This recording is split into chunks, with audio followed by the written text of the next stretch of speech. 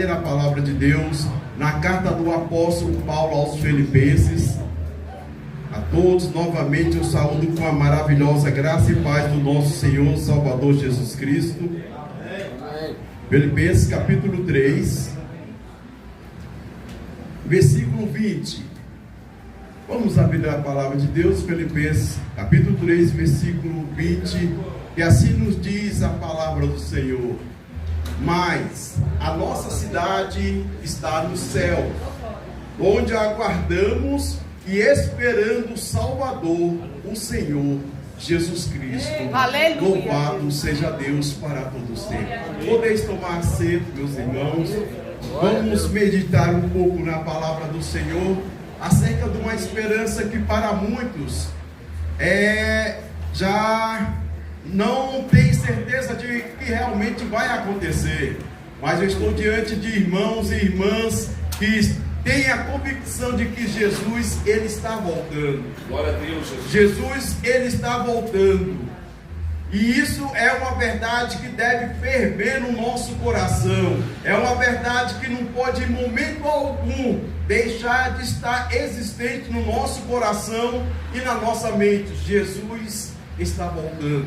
E como mesmo irá me achar quando a trombeta soar? Como é que eu estarei quando a trombeta soar? Quando Ele chamar o nome que só você irá ouvir? Porque a palavra de Deus diz que há um nome que o Senhor irá nos dar, um novo nome, que só cada um de nós irá compreender, irá entender. Esse é o momento que o nosso amado e Salvador Jesus Cristo, a qual irá nos chamar para estarmos eternamente com Ele. Glória a Deus. Louvado seja Deus. O texto aqui nos fala acerca, e Paulo vai evocar aqui, acerca da cidadania. Cidadania essa celestial. Ele diz aqui que a nossa cidade está onde? Nos céus. Aonde está o que? O nosso Salvador, o nosso Senhor e Salvador Jesus Cristo, a qual nós aguardamos. E quando nós entendemos esse texto, nós vamos analisar o que Paulo está querendo trazer àquela igreja e também trazer para a nossa reflexão nos dias atuais. Meus irmãos, nós como cidadãos brasileiros, nós temos os nossos deveres primeiramente, para depois gozarmos dos nossos direitos. E assim também em relação ao reino de Deus, e eu e você como cidadão dos céus, nós temos os nossos deveres, nós temos o nosso compromisso com o nosso Senhor e Salvador, e devemos representar bem o Senhor Jesus, bem o reino de Deus aqui nessa terra, porque além de ser cidadão brasileiro, eu e você somos cidadão do céu, somos cidadão da nova cidade, que não é edificada pelo homem, mas sim pelo construtor perfeito, que é o Senhor da glória. Louvado seja Deus para todo sempre. A igreja em Filipe é uma igreja que é do ato missionário de Paulo, quando mesmo estava viajando juntamente com os demais companheiros de missão. Deus assim teve um amor tão grande para com a igreja ali em Filipe, que quando Paulo estava viajando, lá no capítulo 16, nós vamos entender que Deus traz uma revelação para ele acerca de um homem macedônio pedindo socorro. E o socorro era para que eles passassem a Macedônia e pudessem anunciar o Evangelho. E louvado seja Deus que Paulo entendeu isso, pastor Caio. Que não era um sonho qualquer, mas era uma direção de Deus para, em relação a vidas que estavam clamando por socorro. E a Bíblia vai nos falar que Paulo, entendendo isso, junto com os demais, compreendeu que era o Senhor que os estava direcionando ali para a cidade de Filipe para anunciar o Evangelho. Quando nós analisamos essa carta, que foi fundada na segunda viagem de missionário do apóstolo Paulo, ela estava localizada em uma rota de comércio muito importante que ligava tanto a Ásia quanto a Europa. E nós vamos observar que havia um movimento muito grande de pessoas, de mercadantes, de compradores, de consumidores, e era-se crucial o Evangelho ser disseminado naquele lugar para alcançar um número maior de pessoas. Nós vamos observar também que ali em Filipe, nós vamos encontrar que a primeira igreja era ceia na casa da missionária Lídia, a mulher que comissionou de uma maneira tão grande o coração para receber aqueles homens, aqueles evangelistas, a qual estava anunciando o evangelho. E olha que ela era uma mulher que tinha uma condição, mas se atentou para o evangelho que foi pregado naquele lugar. E a palavra de Deus fala que ela, de bom grado, falou: olha, se eu sou merecedor, venha a meu lar e fique à vontade, deixa eu recepcionar vocês. E a Bíblia fala que ali foi a primeira igreja europeia na casa de Lídia, a primeira conversa na cidade de Filipe. Mas o porquê que Paulo evoca a cidadania celestial? Nós vamos compreender historicamente que César, após o Império Romano, após o exército romano conquistar várias cidades, várias lutas, ele concedeu aos veteranos mudar-se e morar na cidade de Filipe. E isso trouxe um benefício para todos que ali moravam, que era conceder a todos a cidadania romana. Isso fazia com que os irmãos, a igreja, os moradores ali de Filipe ficassem orgulhosos, ficassem alegres. Ó, como não era bom gozar dos privilégios do maior império daquele tempo, ser cidadão do império que estava comandando o mundo naquele tempo. Eu tinha privilégio, eu era protegido, e isso fazia com que eles mesmo ficassem orgulhosos em certa parte. Nós vamos observar que quando Paulo pregava em Filipe, nós vamos entender que uma jovem que estava possessa de demônio começou a seguir tanto Paulo como Silas, dizendo que esses homens anunciam o evangelho do reino, o evangelho verdadeiro, fala das coisas de Deus. E isso incomodou Paulo de uma tal maneira que Paulo virou-se para aquela mulher falando, repreendendo o espírito de adivinhação que havia na vida daquela mulher. E a Bíblia fala que após Paulo repreender o espírito, bateu em retirada da vida daquela mulher, causando uma frustração nos homens que usavam aquela mulher como se fosse uma mercadoria para poder ter ganho. E isso fez com que causasse inveja neles, revolta neles, indo até as autoridades, falando que eles estavam alvoroçando a cidade de Filipe. E se vocês abram comigo a palavra de Deus aqui, em Atos 16, por favor. Louvado seja Deus. A Bíblia vai nos falar que, assim diz, esses homens têm alvoroçado a cidade com costumes que não são nossos, porque nós somos romanos. A Bíblia vai falar que eles ficaram injuriados. Mas isso era o início de uma grande obra que Deus estava realizando ali na vida de cada pessoa que estava sendo alcançada pelo Evangelho de Cristo Jesus. E esse é o diferencial que o Evangelho fez na minha e na sua vida. Quando o Evangelho entrou em nosso coração, na nossa mente, quebrou o que nós achamos, quebrou o nosso sofismo, quebrou aquilo que nós pensamos e trouxe a verdade de Deus para a minha e a sua vida. E qual era a verdade? Que eu estava cego, pobre, miserável, nu, que eu estava caminhando para uma eternidade de condenação. Mas Deus, no seu amor, pela mensagem da cruz, que liberta o homem velho e faz dele uma nova criatura, nos alcançou. E hoje nós estamos aqui reconhecendo que nós somos dependentes de Deus. E os veteranos foram para ali e isso concedeu a eles a cidadania romana. E Paulo agora recebe Epafrodito, que era também um servo do Senhor. E interessante observar que no período que essa carta é escrita, meus irmãos, Paulo, ele estava em uma situação, mas uma palavra soa durante toda essa carta. E qual é a palavra? Alegria. Alegrai-vos no Senhor. Alegrai-vos na vossa salvação. Alegrai-vos no Senhor.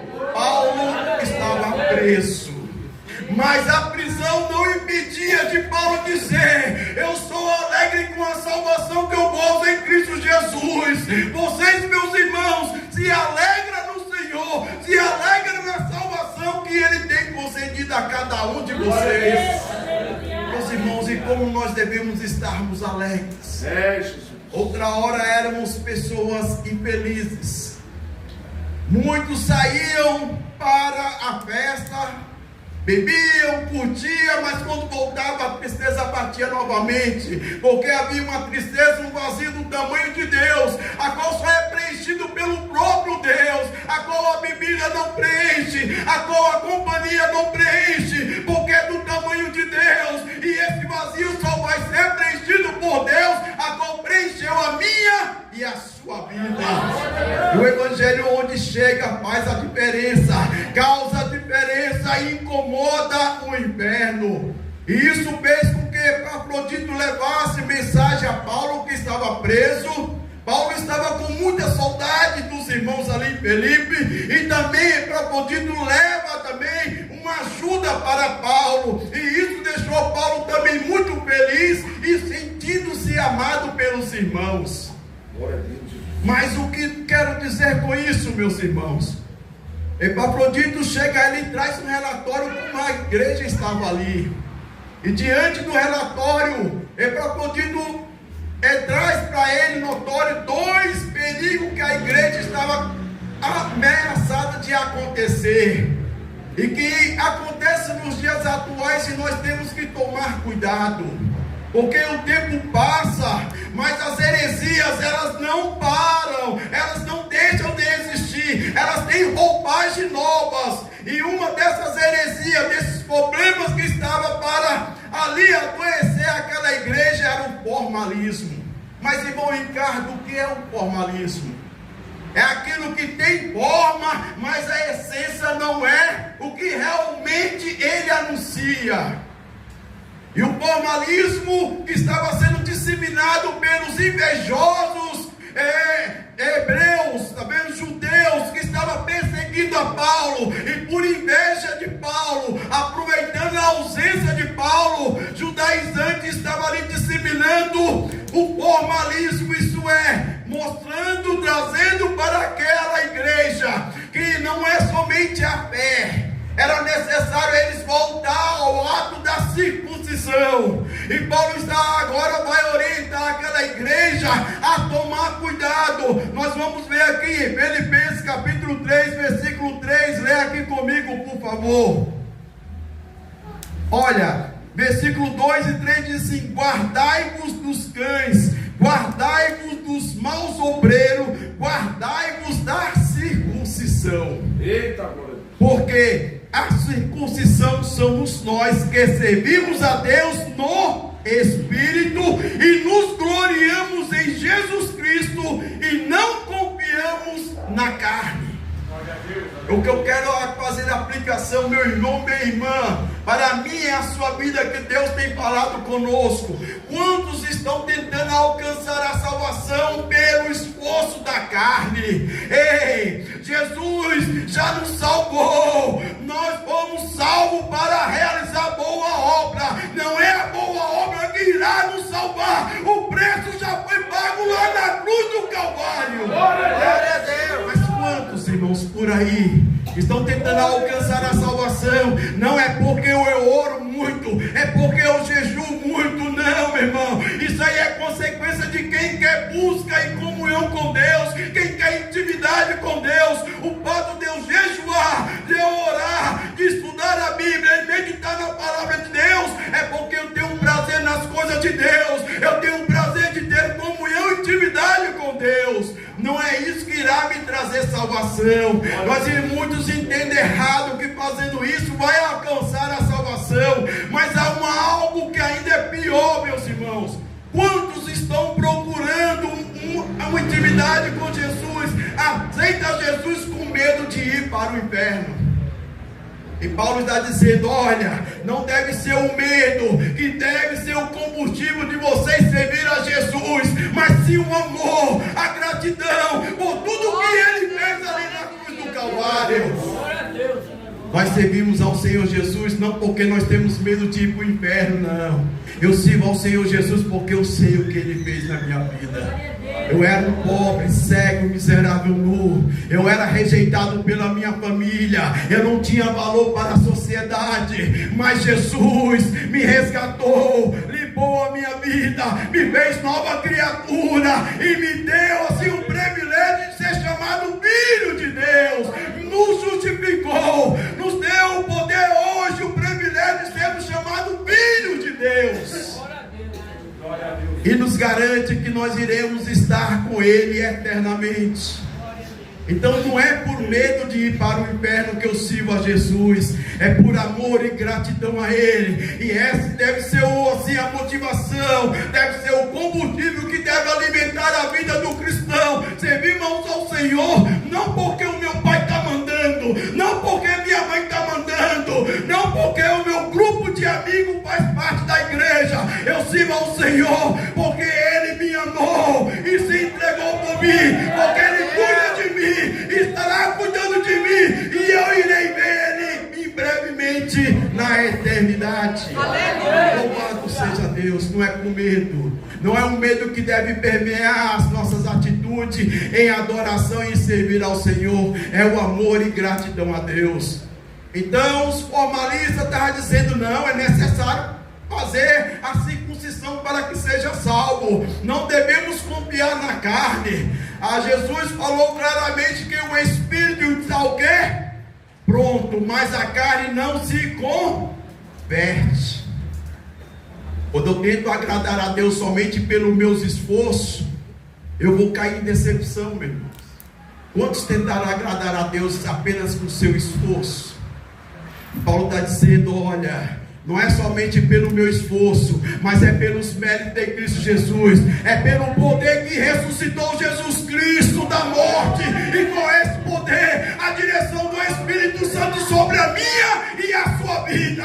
É na direção do Espírito Santo que nós queremos conseguir agradar a Deus, é na direção do Espírito Santo que nós iremos sim fazer obras e atos de justiça, para que o nome do Senhor seja glorificado na nossa vida e as pessoas vejam Cristo na nossa vida.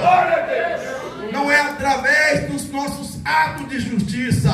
A carta aos Efésios diz claramente que não é pelas obras que nós somos salvos, mas sim pela fé. É pela fé no sacrifício de Cristo Jesus. Entendemos que quando Cristo clamou lá na cruz do Calvário: Pai, está consumado. Isso é, o preço foi pago, o sacrifício é perfeito e não precisa de outro. O preço que Jesus pagou pela minha e a sua vida é suficientemente para nos dar salvação. Agora requer da minha e da sua pessoa, como servo do Senhor, para buscarmos manutenção dessa salvação. E é acerca disso que vai nos falar Paulo, acerca de outro perigo que estava sondando a igreja ali em Filipe. E qual era esse outro perigo, irmão Ricardo? É chamado de antinomianismo. Que movimento é esse, irmão Ricardo? Que perigo é esse? Esse grupo, ele era diferente dos formalistas. Os formalistas, eles falavam que era necessário voltar-se às práticas mosaica, a prática da circuncisão. E nós vamos observar que Paulo chama a atenção de uma igreja acerca disso. Qual foi a igreja? A igreja de Gálatas. Quando ele diz: ó insensato Gálatas, quem foi que vos iludiu a voltar ao regresso dos ritos passados? Paulo está dizendo: Gálatas, porque vocês menosprezaram o sacrifício de Cristo Jesus, crendo que a salvação vem pela obediência à lei e aos rituais cerimoniais. E Paulo entendia que aquela igreja estava em perigo, e ali orienta Epafrodito a trazer essa carta mostrando: olha, não é pela obra, mas é pelo sacrifício de Cristo Jesus. Creia que Jesus é suficientemente poderoso para nos salvar. Creia que Jesus tem o poder para nos justificar. Creia que Jesus, Ele é o Cordeiro de Deus que tira o pecado do mundo. E esse segundo grupo já era diferente. O que esse segundo grupo pregava e queria disseminar na igreja ali em Filipe? Que eles criam no sacrifício de Cristo Jesus. E essa crença levava eles a viver uma vida de libertinagem. Libertinagem tal, a qual ele dizia que agora cria na obra de Cristo Jesus, mas estavam livres para fazer o que quisesse, praticar o que quisesse, só não deveria esquecer da graça de Deus. E quantos nós não temos visto por aí, né? Eu já sou salvo, mas da minha vida cuido eu. Jesus. Quantos nós temos visto por aí que estão quebrando a cara, porque agora acham que agora eu sou crente, eu sou servo de Cristo Jesus, aceitei Ele como Salvador, eu tenho a salvação e eu não vou perdê-la. Mas há sim uma advertência de Cristo Jesus, quando escreve para 7 igrejas ali na Ásia Menor, e uma das advertências é: guarda o que tu tens, para que ninguém tome a tua coroa. O escritor aos Hebreus vai dizer: como escaparemos nós se não atentarmos para uma tão grande salvação que nos está proposta? Meus irmãos, hoje nós temos o perdão de Cristo Jesus, o perdão de Deus Pai. Hoje nós somos justificados.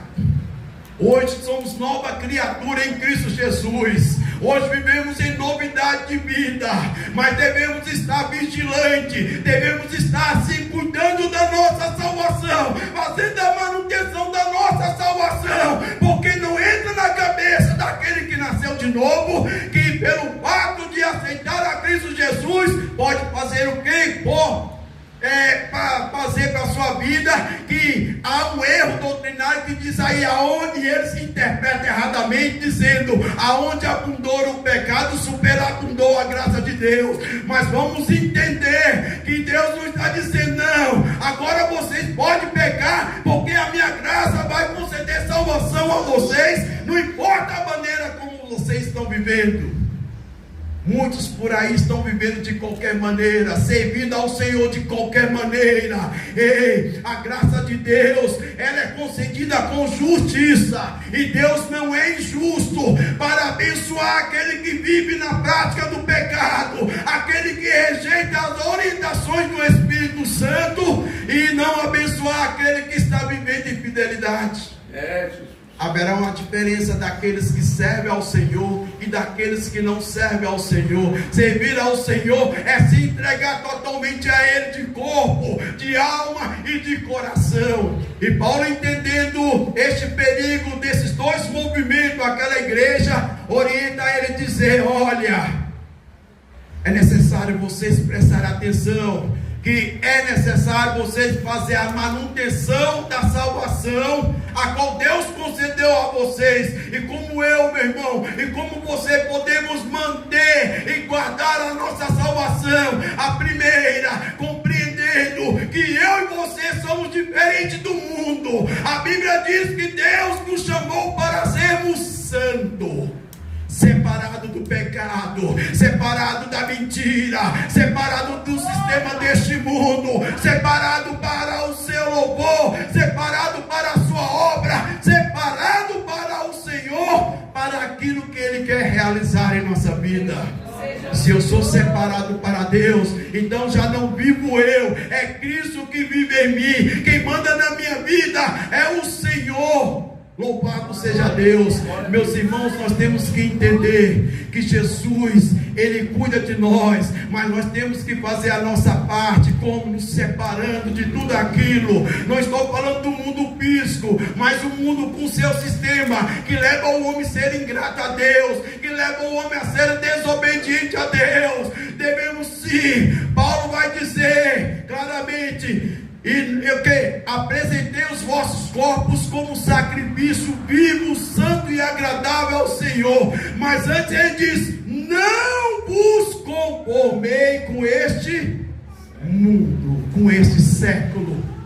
Não devemos conformar com este mundo. Mas quantos estão conformando com este mundo e copiando as coisas que estão lá no mundo, não compreendendo que nós somos santos e não há comunhão do santo com o profano. Nós somos santos, separados, lavados e remidos pelo sangue poderoso de Cristo Jesus, que foi vertido na cruz do do Calvário para nos salvar.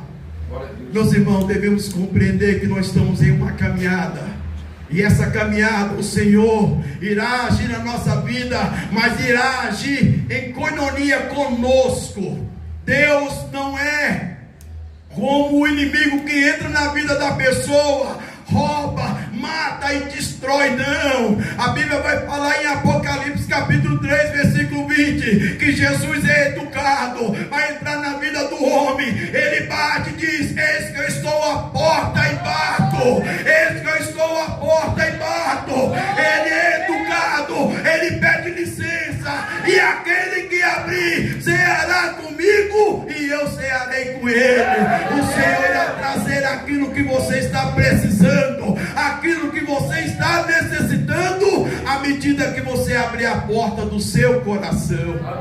Louvado seja Deus. Então muitos criam, estavam ali disseminando: não, agora nós estamos salvos, podemos viver de qualquer maneira. Mas não, nós devemos andarmos como filho da luz. E João vai dizer: se andarmos na luz, como o Senhor na luz está, temos comunhão uns com os outros, e o sangue de Jesus Cristo nos purifica de todo o pecado. Devemos andar, como Paulo diz lá em 2 Coríntios 5,17, em novidade de vida.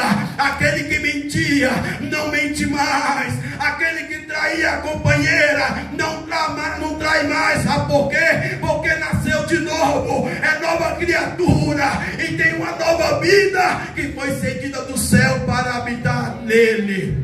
Essa nova vida habita em mim, habita em ti. E é necessário nós estarmos cuidando dessa nova vida, essa vida maravilhosa que o Senhor nos concedeu. A liberdade que o Senhor nos concedeu foi liberdade para servir a Ele, liberdade para rejeitar o pecado, liberdade para assim sermos usados pelo Senhor. Pensa bem, irmãos, outra hora nós não tínhamos liberdade. Você tinha liberdade para rejeitar o pecado? Não tinha. Eu não tinha, eu era escravo do pecado, não conseguia fugir de certos vícios, mas Jesus é a verdade que liberta. Jesus nos libertou, e Ele nos fez agora o privilégio de sermos filhos de Deus, nova criatura em Cristo Jesus. E agora Paulo diz claramente: olha, esses dois perigos estão rondando vocês. Vocês estão fascinados pela cidadania romana, mas não deixa ser iludido pelas coisas do mundo, não deixa ser levado pelas coisas do mundo. As coisas do mundo passam, e a Bíblia vai dizer que aquele que se constitui, né, pastor, amigo do mundo, constitui-se o quê? Inimigo de Deus. É por isso que nós somos peregrinos. É por isso que nós não somos daqui. Nós somos do céu. Nós somos cidadãos do céu. É por isso que as pessoas olham para você e te veem diferente. Sabe por quê? Porque nós somos cidadãos do céu. Nós somos nova criatura. Nós representamos o reino de Deus aqui neste mundo. E é necessário que eu e você represente bem o reino de Deus aqui neste mundo. E como eu faço isso, irmão Ricardo? Com um bom testemunho, com um bom relacionamento com o meu vizinho, com um bom relacionamento com o meu patrão, com a minha família, com os meus irmãos, sendo um bom embaixador de Cristo Jesus aqui na terra. Louvado seja Deus. E Paulo agora ele vai dar algumas orientações dizendo: olha, se pela obra da carne eu fosse salvo, eu vou dar as minhas credenciais. Fui circuncidado aos 8 anos, fui ensinado, rígido na lei dos fariseus, ensinado por Gamaliel, rígido, homem a qual era sim muito rígido em relação à lei. Mas tudo isso eu considerei como perda para achar Jesus. E eu tive tudo isso como perda para encontrar a nova vida que eu tenho em Cristo Jesus. Paulo está dizendo que tudo aquilo que ele foi um dos fariseus mais zelosos em cumprir toda a risca. Mas Paulo compreendeu que a sua obra da carne de tentar alcançar a salvação com seu esforço era como nada. O que valia foi o que Jesus realizou finalizou ali na cruz do Calvário, quando diz: Pai, está consumado, o preço foi pago, a salvação agora é cedida à humanidade. Louvado seja Deus. Em relação à sua salvação, à manutenção, Paulo vai nos dar algumas orientações. Veja só o que nos diz a palavra do Senhor.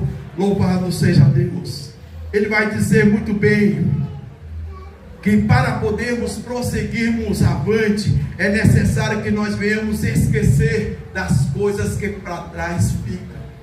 Quantos irmãos e irmãs deixaram de progredir, pastor? Porque deixaram que as coisas do passado ficassem atreladas ao seu coração. Foi uma decepção com o irmão, foi uma decepção com a irmã. Ah não, porque naquela igreja que eu estava, eu fui tratado dessa maneira. Ei, nada disso poderá nos separar do amor que está em Cristo Jesus. O homem, as coisas que o homem nos faz, não é comparado ao que Jesus fez por nós na cruz do Calvário.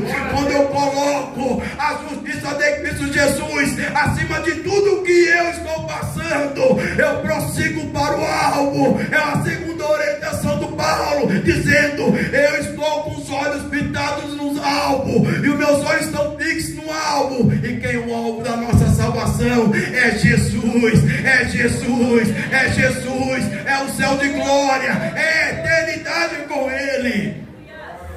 Fixando os olhos em Cristo Jesus, o alvo da nossa salvação. Amém, Esqueça, eu não sei o que foi que te aconteceu no passado, mas não olhe para trás, olhe para frente. O Senhor não tem prazer naqueles que retrocedem. Não faça como a mulher de Ló, que foi orientada por Deus a não olhar para trás. E nós sabemos muito bem o que aconteceu com ela. Ela desobedeceu e olhou para trás e ficou imobilizada. Não prosseguiu. Eu não estou diante de crente imobilizado. Eu estou diante de homens e mulheres que vai continuar avante para o alvo, irá continuar caminhando para a cidade celestial, porque a nossa pátria, ela não está aqui, ela está no céu. Somos apenas aqui nessa terra peregrinos, meus irmãos. Estamos aqui apenas de passagem. Ceilândia é apenas passagem. Brasília é apenas passagem. A nossa cidade é na glória, é na Nova Jerusalém, aonde as ruas são de ouro. Oh, aleluia! Aonde o Senhor é a nossa luz. Glória a Deus, aleluia. Esquecendo as coisas que para trás ficam. Eu prossigo avante olhando para o alvo da minha vida. E nessa carta eu quero finalizar com 4 coisas que Jesus deve ser para a minha e para a sua vida. Lá em Filipenses 1:21, Ele é a nossa vida. O viver para mim é o que? Cristo. Eu tenho que compreender que agora já não vivo eu, mas Cristo vive em mim. E se Cristo vive em mim, eu tenho que resplandecer o caráter de Cristo Jesus, que é falado constantemente. É bom ter os dons do Espírito, é bom, mas o mais melhor ainda é o fruto, é o amor, é a mansidão, é a paciência, é o domínio próprio, é a alegria, é a paz, os frutos do Espírito de Cristo em nossa vida. O mundo vai ver Cristo na minha e na sua vida. Louvado seja Deus para todo sempre. O viver é Cristo.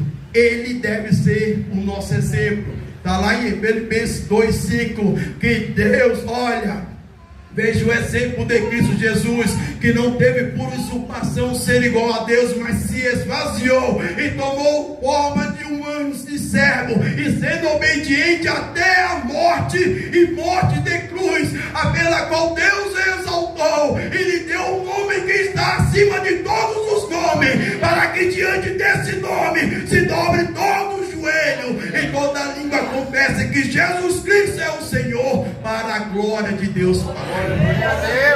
Devemos seguir o exemplo de Cristo Jesus, que foi humilde e obediente. Deus, Ele quer a minha e a sua adoração, Ele quer, mas Ele quer primeiramente a minha e a sua obediência.